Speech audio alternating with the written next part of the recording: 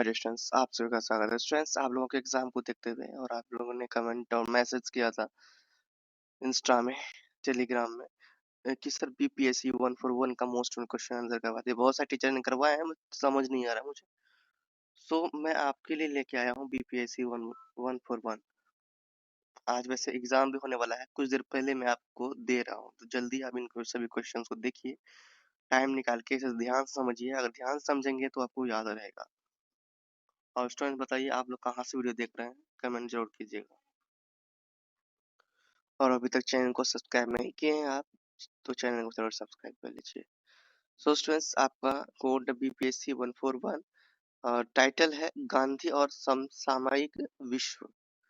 तो इसी से रिलेटेड हम लोग समझेंगे, तो ध्यान से आप लोग सुनिएगा और समझिएगा। सो यहाँ पे इस बुक में हम लोग जो पढ़ेंगे वो गांधी जी के बारे में पढ़ेंगे। ठीक है, गांधी जी के बारे में, गांधी जी के समय में गांधी जी कैसे मेहनत किए, गांधी जी क्या क्या किए देश के लिए, ठीक है, समाज के लिए क्या क्या किए, क्या बदलाव लाए। तो गांधी के बारे में हम लोग समझेंगे, है ना, महात्मा गांधी। और समसामयिक विश्व मतलब कि वर्तमान समय में क्या देखने को मिलता है, कैसी राजनीति होती है, तो ये समझेंगे। चलिए आगे बढ़ते हैं स्टूडेंट्स। ये आपका है मोस्ट इम्पोर्टेंट क्वेश्चन आंसर। अगर आप दिसंबर 25 में एग्जाम देने वाले हैं या फिर 26 जून 26 में देंगे, दोनों के लिए बहुत ही इम्पोर्टेंट है। चलिए मोस्ट इम्पोर्टेंट क्वेश्चन देखने से पहले मैं आपको पैटर्न दिखा देता हूँ, एग्जाम में किस तरह से क्वेश्चन पूछे जाते हैं, क्या आपका पैटर्न है। सो इसलिए कोड लाया हूँ मैं आपके लिए बीपीएससी 141 का प्रीवियस क्वेश्चन लाया हूँ, और ये क्वेश्चन पेपर है दिसंबर 2024 का। फ्रेंड्स, आपका टाइटल आपको पता है, गांधी और समसामयिक विश्व। 3 घंटे, है ना, 3 घंटे का एग्जाम होगा। अधिकतम जो मार्क्स मिलेंगे वो 100 मिलेंगे, ये ध्यान देना आप लोग। और प्रत्येक भाग से कम 2 क्वेश्चन बनाना होगा, कम से कम 2। और दोनों सेक्शन से, दोनों भाग से मिलाकर आपको 5 क्वेश्चन बनाने होंगे। ठीक है, 400 वर्ड्स में आपको जवाब देना है, 4 पेज में। तो भाग 1 पहला क्वेश्चन आपको पूछा गया था। देखिए, गांधी की युवा अवस्था में उनकी गतिविधियों की व्याख्या कीजिए। तो मैं सजेस्ट करना चाहूंगा कि आप लोग दिसंबर 24 का क्वेश्चन पेपर बना के जाइए। तो गांधी की युवा अवस्था में, गांधी जब जवान थे, युवा थे, उस समय उनकी क्या गतिविधि थी, उनके बारे में बताना है ना। क्वेश्चन नंबर 2 है, आज के परिदृश्य में गांधीवादी विचारों की प्रासंगिकता क्या करना है। आज के समय को मिला के गांधीवादी विचारों की क्या करना है, प्रासंगिकता का वर्णन करना है। क्वेश्चन नंबर आपका 3 पूछा गया है, बहुसांस्कृतिक समाज में सामाजिक समरसता और उसके महत्व को समझाइए। क्वेश्चन नंबर 4 में पूछा गया है, गांधी के अनुसार अस्पृश्यता को कैसे समाप्त किया जा सकता है, व्याख्या कीजिए, है ना। और ये देखिए 20 मार्क्स के सभी क्वेश्चन है। उसके बाद भाग 2 में जो है 5वां नंबर में पूछा गया, 200 वर्ड्स में लिखने के लिए कहा गया है। तो 200 वर्ड्स में आपको 2 टिप्पणी दिया गया है, गोल में सम्मेलन, भारत छोड़ो आंदोलन। तो टिप्पणी अगर 2 को दिया गया है, तो आप दोनों, अगर टिप्पणी बनाना चाहते हैं तो आप दोनों बना लेंगे। ठीक है, तो एक टिप्पणी 10-10 मार्क्स के हैं, 2 पेज के लिखने होंगे। फिर टिप्पणी आपको यहाँ पर दिया गया है निम्नलिखित पर लगभग 250 वर्ड्स में। तो ये है आसमान विकास ग्राम स्वराज, इस पर टिप्पणी करना है, 2 बनाएंगे, आपको मिलेगा 20 मार्क्स। क्वेश्चन नंबर 7 में पूछा गया है, नमक सत्याग्रह पर टिप्पणी लिखिए। क्वेश्चन नंबर 8 में पूछा गया, देखिए आर्थिक स्वराज क्या है, व्याख्या कीजिए। तो ये 8 क्वेश्चन टोटल पूछे गए हैं ना। 8 क्वेश्चन में केवल 5 ही क्वेश्चन को आपको बनाने के जाना है। तो चलिए हम लोग अब देखते हैं मोस्ट इम्पोर्टेंट क्वेश्चंस आंसर।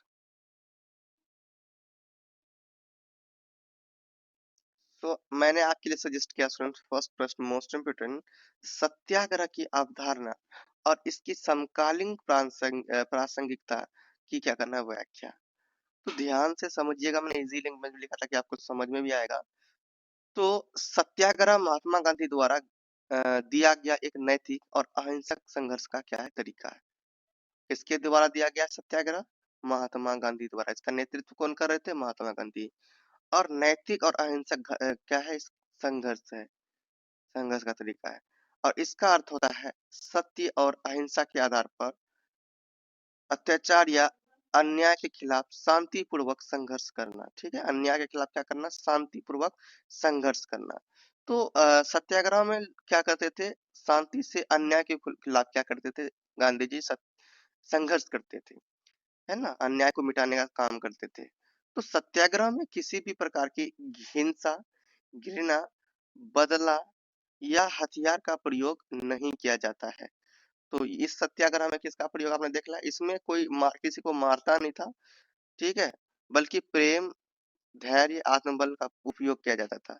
ठीक है, हथियार का नहीं, किसका उपयोग किया जाता? सत्य, प्रेम, धैर्य और आत्मबल का, और नैतिक शक्ति का क्या किया जाता था? उपयोग किया जाता था। सत्याग्रह का मुख्य उद्देश्य विरोधी को हराना नहीं, बल्कि उसे सत्य का एहसास कराकर बदलना होता है ना? मतलब कि उससे क्या नहीं करना है? उसे लड़ना नहीं है, उसको एहसास दिलाना है कि सत्य क्या है। यह संघर्ष दो सिद्धांतों पर आधारित है: सत्य यानी सही बात और पर अडिग रहना, और अहिंसा यानी किसी को चोट पहुंचाए बिना परिवर्तन लाना। अंडरस्टैंड? तो अहिंसा का मतलब अगर समझ में आपको नहीं आया होगा तो ये समझ जाइए, अहिंसा होता है किसी को चोट नहीं पहुंचाना। ठीक है, अगला क्वेश्चन है आपका क्वेश्चन नंबर 2। सतत विकास की संकल्पना और वर्तमान में इसके जो महत्व है वो बताना है। तो सतत विकास का अर्थ है ऐसा विकास जो वर्तमान पीढ़ी की जरूरत है। देखो, सतत का मतलब देखिए, सतत विकास याद रखना कि ऐसा विकास जो वर्तमान पीढ़ी की जरूरत है, आने वाले जो पीढ़ी है उन पीढ़ी की जरूरतें को क्या करे? पूरी करे, लेकिन भविष्य की पीढ़ियों की जरूरतों से समझौता न करे। अभी की जो जरूरत है, अभी जो भी चाहिए उसे वो पूरा करे, लेकिन ऐसा भी ना करे जो आने वाले जो समय में भविष्य होंगे, हमारे बच्चे आने वाले समय में जिएंगे, उनके बच्चे जिएंगे, उनको कोई नुकसान पहुंचे। तो ऐसा काम नहीं करना है ना। मतलब उन आने वाले समय को देखते हुए, आने वाले जो पीढ़ी को देखते हुए हमें काम करना है ना। यानी हम जो प्राकृतिक संसाधनों जैसे कि जल, जंगल, जमीन, ऊर्जा आदि का जो उपयोग करेंगे वो सोच समझ कर करेंगे। ऐसे उपयोग नहीं करेंगे कि जो कि अभी ही खत्म हो जाए, आने वाली जो पीढ़ी है उन्हें नुकसान पहुंचे। यही होता है सतत विकास, ताकि ये संसाधन आने वाले समय में भी उपलब्ध रहे। सतत विकास 3 आधारों पर टिका है: आर्थिक विकास, सामाजिक विकास और पर्यावरण संरक्षण पर टिका है। इसमें उद्योग, खेती, शहरों और तकनीकों का विकास होता है, परंतु पर्यावरण को नुकसान पहुंचाए बिना और समाज के सभी लोगों को समान अवसर देते हुए, है ना। आज दुनिया प्रदूषण, जलवायु परिवर्तन, ग्लोबल वार्मिंग, पानी की कमी, जंगलों के घटते क्षेत्र और जैव विविधता के विनाश जैसी गंभीर समस्याओं से जूझ रही है। ऐसे समय में सतत विकास अत्यंत जरूरी है, क्योंकि यह पर्यावरण को बचाते हुए आर्थिक प्रगति का रास्ता दिखाता है। स्वच्छ ऊर्जा, सौर ऊर्जा, कचरा प्रबंधन, जल संरक्षण संरक्षण, हरित तकनीक और संतुलन औद्योगिकरण, ये सब सतत विकास के महत्वपूर्ण हिस्से हैं, है ना। यह गरीबी घटाने, प्राकृतिक आपदाओं से बचाव, स्वास्थ्य सुधारने और भविष्य को सुरक्षित बनाने में मदद करता है।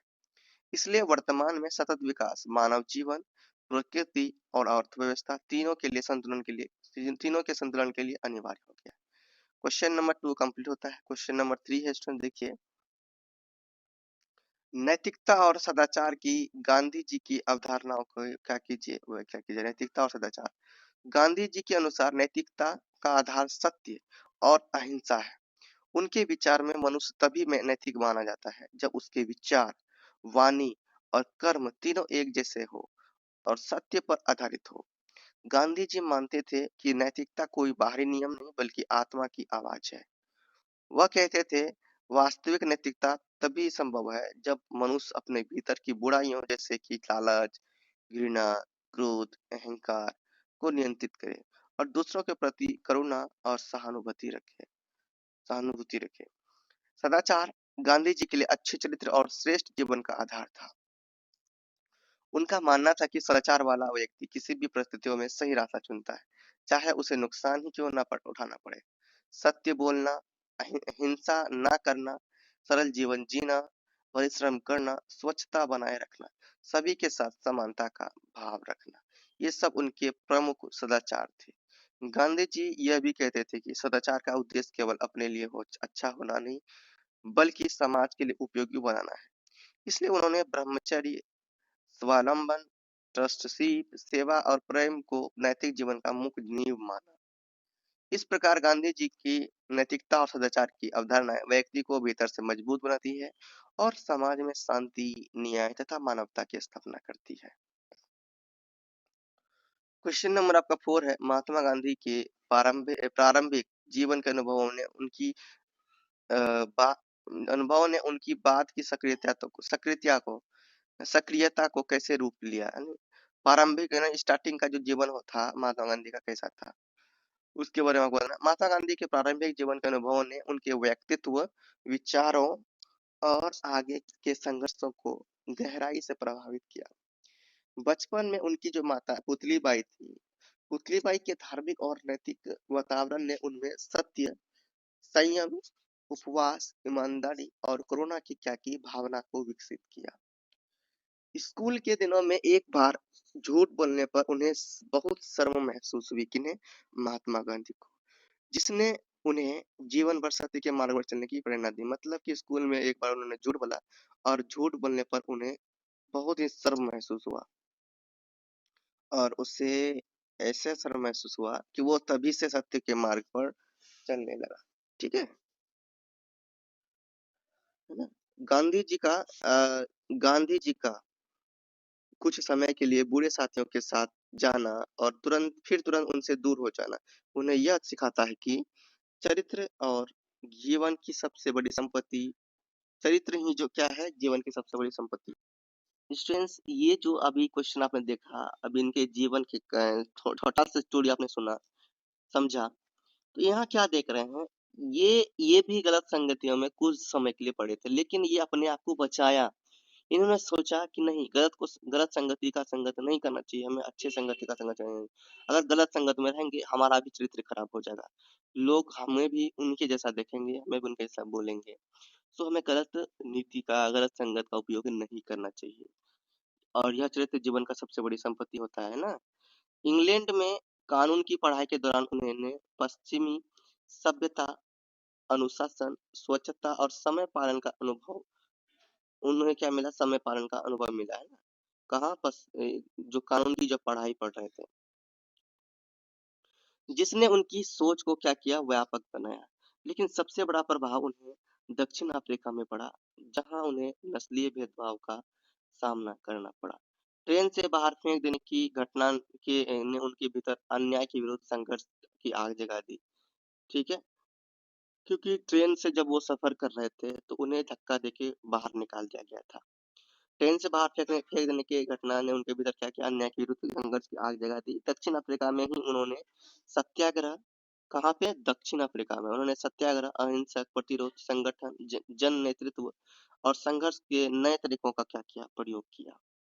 इन्हीं अनुभवों ने बाद में भारत लौटने पर उनके राष्ट्रीय आंदोलन का क्या बना? आधार बनाया। सत्य, अहिंसा, सत्याग्रह, नैतिक राजनीति, गरीबों के प्रति संवेदना और सामाजिक सुधार, ये सब गांधी जी के प्रारंभिक जीवन की घटनाओं से ही विकसित हुए।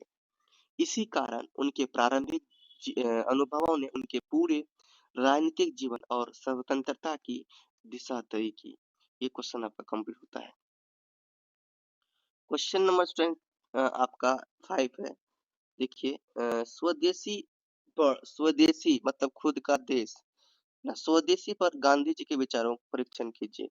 खुद के देश के लिए गांधी जी के जो विचार है उनको क्या करना? परीक्षण। तो देखिए, ध्यान से समझिए, गांधी जी के अनुसार स्वदेशी केवल घरेलू वस्तुओं का उपयोग करना नहीं, बल्कि एक जैसी जीवन व्यवस्था है जिसमें व्यक्ति अपने देश, अपने समाज और अपने पड़ोस की क्या करते हैं? भलाई को प्राथमिकता देता है। गांधी जी मानते थे कि स्वदेशी भारत को आत्मनिर्भर बनाने का सबसे बड़ा साधन है।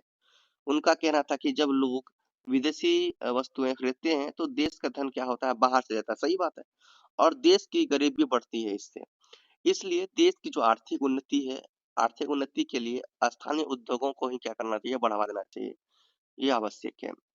गांधी जी ने चरखे और खादी को अ, स्वदेशी का क्या किया? प्रतीक बनाया, क्योंकि इससे ग्रामीण उद्योगों को काम मिला और बेरोजगारी क्या हुई? कम हुई। उनके अनुसार स्वदेशी का उद्देश्य केवल आर्थिक मजबूती नहीं था, बल्कि सामाजिक एकता, समानता और नैतिक आत्मनिर्भरता पैदा करना भी था।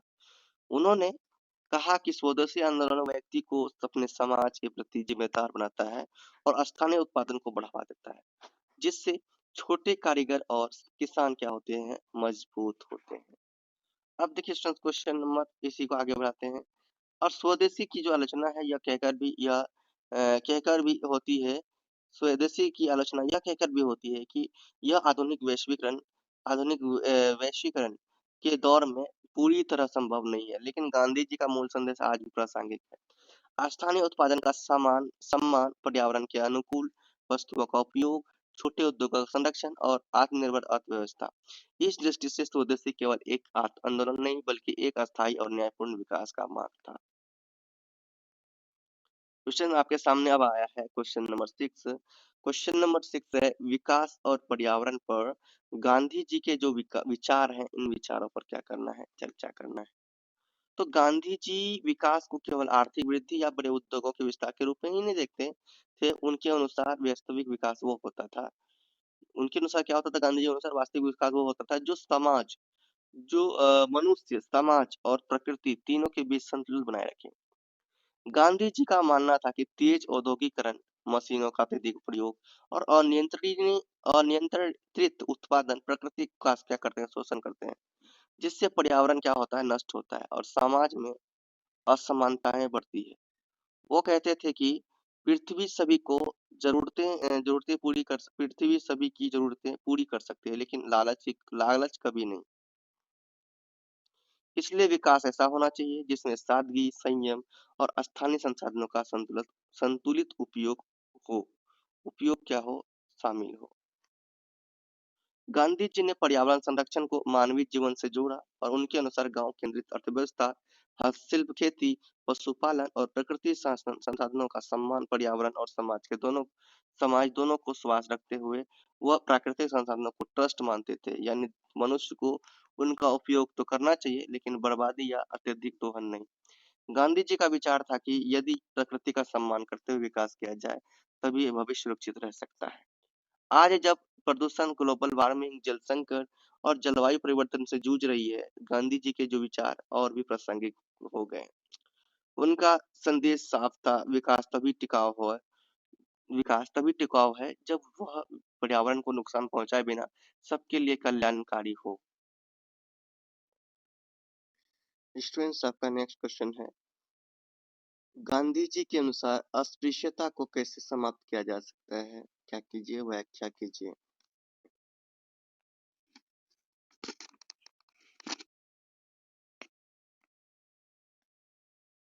तो ध्यान से समझिए, गांधी जी अस्पृश्यता को भारतीय समाज की सबसे बड़ी बुराइयों में से एक मानते थे।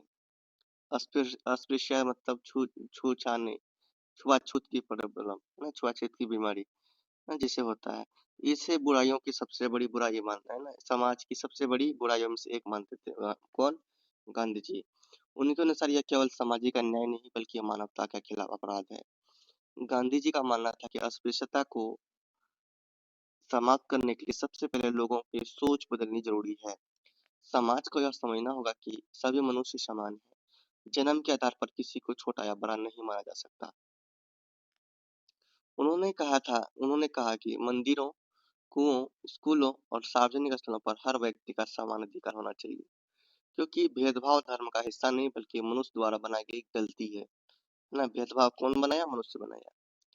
गांधी जी ने हरिजन शब्द का प्रयोग कर दलितों को सम्मान देने का प्रयास किया, है ना, और उनके उत्थान के लिए शिक्षा, स्वच्छता, समान अवसर और आर्थिक सहायता को आवश्यक बनाया। वह स्वयं गांव-गांव जाकर सफाई करते, लोगों के घरों में रहते और सामाजिक बराबरी का संदेश देते थे। उनका विश्वास था कि अस्पृश्यता खत्म करने के लिए केवल कानून काफी नहीं, इसके लिए हृदय परिवर्तन, प्यार, सेवा और सामाजिक सहयोग की क्या होती है, आवश्यकता होती है। गांधी जी के अनुसार सच्चा समाधान तभी संभव है जब ऊंच नीच की सोच मिटे और समाज हर व्यक्ति को सम्मान के साथ स्वीकार करें। इस प्रकार गांधी जी ने अस्पृश्यता को मिटाने के लिए सामाजिक सुधार, शिक्षा, समानता और नैतिक जागरूकता पर जोर दिया। क्वेश्चन नंबर आपका 8 है, मोस्ट इम्पोर्टेंट क्वेश्चन। नमक सत्याग्रह क्या? क्वेश्चन नमक सत्याग्रह पर क्या करना, टिप्पणी लिखना है। तो नमक सत्याग्रह को जो कौन नमक सत्याग्रह किसके द्वारा चल रहा था? नमक सत्याग्रह महात्मा गांधी द्वारा 1930 में चलाया गया था। ये आंदोलन था। नमक सत्याग्रह कब चलाया गया? 1930 में। यह एक ऐतिहासिक और निर्णायक क्या था? आंदोलन था। इसका मुख्य उद्देश्य अंग्रेजों द्वारा लगाए गए नमक कर का जो विरोध करना था। अरे अंग्रेज क्या लगाए थे? नमक कर लगाए थे, उनका विरोध करना था, क्योंकि नमक ऐसा पदार्थ था जिसकी जरूरत हर गरीब और अमीर को समान रूप से होती है। गांधी जी ने इसे अन्यायपूर्ण करार देते हुए इसे तोड़ने का अहिंसक तरीका अपनाया। 12 मार्च 1930 को उन्होंने साबरमती आश्रम में दांडी तक 240 किलोमीटर 12 मार्च 1930 को उन्होंने साबरमती आश्रम से दांडी तक 240 किलोमीटर का पैदल मार्च शुरू किया। योजना मतलब इन्होंने योजना बनाई है ना, और ये शुरू किया। 240 किलोमीटर उन्होंने पैदल चला। कहाँ तक? साबरमती से आश्रम तक पैदल चला 240 किलोमीटर, सोच लो। जिसमें हजारों लोग क्या हुए थे? शामिल हुए थे। दांडी पहुंचकर समुद्र तट से नमक बनाकर गांधी जी ने सरकारी कानून का शांतिपूर्ण क्या किया? सरकारी कानून का शांतिपूर्ण उल्लंघन किया। नमक सत्याग्रह की विशेषता यह थी कि यह आंदोलन सरल था, लेकिन उसकी प्रतीकात्मक शक्ति बहुत बड़ी थी। इससे पूरे देश में ब्रिटिश शासन के खिलाफ जन जागरण फैल गया। लाखों लोग गिरफ्तार हुए। अनेक जगहों पर महिलाओं ने भी सक्रिय भाग लिया। यह आंदोलन अंतर्राष्ट्रीय स्तर पर ब्रिटिश शासन की आलोचना का कारण बना। नमक सत्याग्रह ने दुनिया को यह संदेश दिया कि अहिंसा और सत्य के बल पर भी अन्याय के खिलाफ मजबूत संघर्ष किया जा सकता है। इस आंदोलन ने स्वतंत्रता संग्राम को नई दिशा दी और आम जनता को राजनीतिक रूप से जागरूक व संगठित किया। क्वेश्चन नंबर आपका देखिए स्टूडेंट 9, आर्थिक स्वराज क्या है? इसका क्या करना व्याख्या। तो आर्थिक स्वराज महात्मा गांधी की एक महत्वपूर्ण अवधारणा है, जिसका अर्थ होता है आर्थिक मामलों में देश की पूर्ण स्वतंत्रता और आत्मनिर्भरता। गांधी जी का मानना था कि राजनीतिक स्वतंत्रता तभी सार्थक है जब देश आर्थिक रूप से स्वावलंबी हो, मतलब खुद पर भरोसा करे, खुद पे विश्वास करने के लायक हो, है ना, खुद जिम्मेदार बने। उनके अनुसार आर्थिक स्वराज ऐसा तंत्र है जिसमें भारत अपने संसाधनों का उपयोग स्वयं करे, गांव को मजबूत बनाया जाए, स्थानीय उद्योगों को बढ़ावा मिले और विदेशी वस्तुओं पर निर्भरता खत्म हो, है ना। गांधी जी के आर्थिक स्वराज का केंद्र ग्राम आधारित अर्थव्यवस्था थी। वह चाहते थे कि चरखा, खादी, हस्तशिल्प, खेती, पशुपालन और छोटे कारीगरों को सम्मान व रोजगार मिले। उनके अनुसार बड़े उद्योगों और मशीनों का अत्यधिक प्रयोग बेरोजगारी, गरीबी और असमानता को बढ़ाता है। इसलिए विकास ऐसा होना चाहिए कि जिसमें सभी लोगों को काम मिले और देश का धन बाहर ना जाए। आर्थिक स्वराज का लक्ष्य केवल आर्थिक समृद्धि नहीं बल्कि नैतिकता, समानता, न्याय और मानव केंद्रित विकास था। गांधी जी चाहते थे कि हर व्यक्ति अपनी आजीविका कमाए, आत्मसम्मान के साथ जिए और समाज में किसी के शोषण की गुंजाइश ना करे। इस प्रकार आर्थिक स्वराज ऐसी व्यवस्था है जो देश को आत्मनिर्भर, न्यायपूर्ण और जन आधारित अर्थव्यवस्था की ओर ले जाती है। क्वेश्चन नंबर स्टूडेंट आपका देखिए 10 आया है। क्वेश्चन नंबर आपका 10 है, देखिए असहयोग आंदोलन क्या है? तो देखिए असहयोग आंदोलन 1920 में महात्मा गांधी ने शुरू किया। कौन किया? महात्मा गांधी ने इस असहयोग आंदोलन का शुरू किया। इसका उद्देश्य अंग्रेजों पर दबाव बनाकर देश को आजादी दिलाना था, है ना। क्या करना था? अंग्रेजों पर क्या करके दबाव बनाकर देश को क्या करना था? स्वतंत्र करना था। गांधी जी ने कहा कि यदि भारतीय लोग अंग्रेज सरकार का सहयोग बंद कर दें, क्या कहते हैं, भारत के जो लोग हैं वो अगर अंग्रेजों का हेल्प करना बंद कर दे तो उनका शासन खुद कमजोर पड़ जाएगा। सही बात है। उस समय उन्होंने गांव ये निर्णय दिया, इस बात पर जोर दिया कि जो भारत के लोग हैं वो अंग्रेजों का साथ ना दें, है ना। तो उनका शासन क्या हो जाएगा, कमजोर पड़ जाएगा। इसलिए लोगों से अपील की गई कि वे सरकारी स्कूलों, अदालतों, विदेशी कपड़ों, पदवियों और चुनावों को बहिष्कार करें। जगह जगह खादी अपनाने, स्वदेशी को बढ़ा देने और सामाजिक एकता पर जोर दिया गया। इस आंदोलन में किसानों, छात्रों, महिलाओं, मजदूरों ने बड़े पैमाने पर हिस्सा लिया। असहयोग आंदोलन ने आजादी की लड़ाई को जन आंदोलन बना दिया। अगला आपका क्वेश्चन आता है भूदान आंदोलन। तो क्या है भूदान आंदोलन, समझिए। तो स्टूडेंट्स, भूदान आंदोलन 1951 में आचार्य विनोबा भावे द्वारा क्या किया गया था, शुरू किया गया था। यह एक शांतिपूर्ण सामाजिक क्या था, आंदोलन था। इसका उद्देश्य था गरीब और भूमिहीन लोगों को जमीन दिलाना। विनोबा भावे गांव-गांव पैदल जाते थे और जमींदारों से अनुरोध करते थे कि वे अपनी कुछ जमीन दान में दे। ठीक है, क्या करे, दान में दे। और इसे ही क्या कहा जाता है, भूदान कहा गया। ने भू को दान देना, पृथ्वी को दान देना है ना, जमीन को दान देना। तो ये इसका नेतृत्व कौन कर रहे थे, विनोबा भावे, याद रखना। लोगों ने स्वेच्छा से जमीन दान करना शुरू किया और यह आंदोलन पूरे देश में क्या हो गया, फैल गया।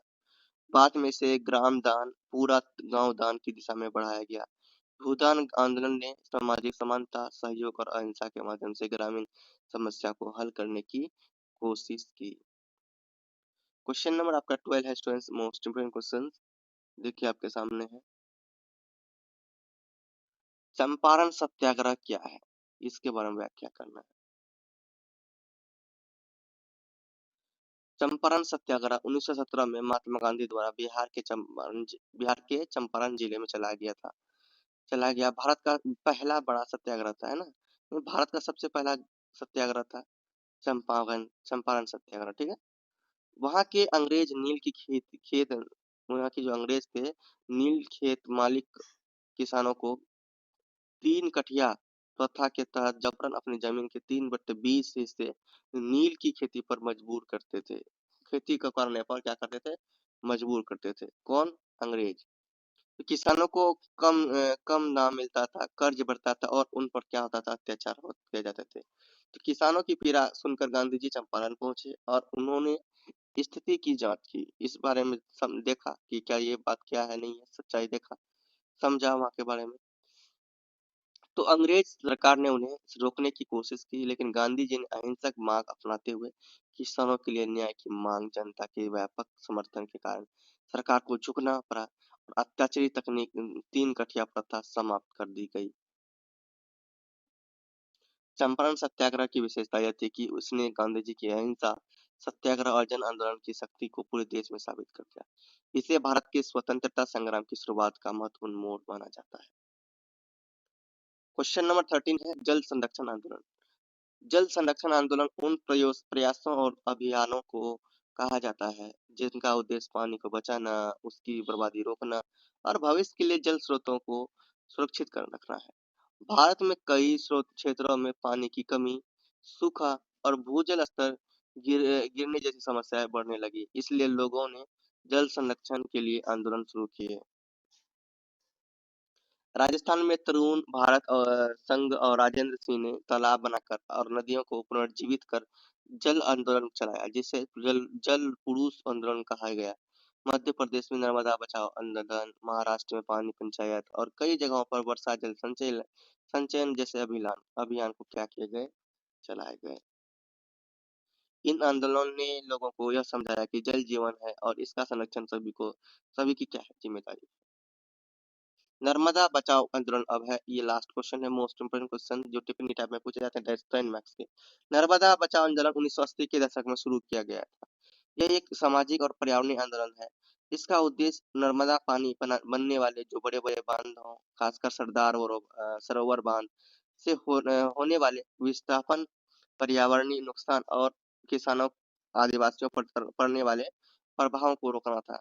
आंदोलन का नेतृत्व मुख्य रूप से मेघा पाटकर, आदिवासी समूहों, किसानों और सामाजिक कार्यकर्ताओं ने किया।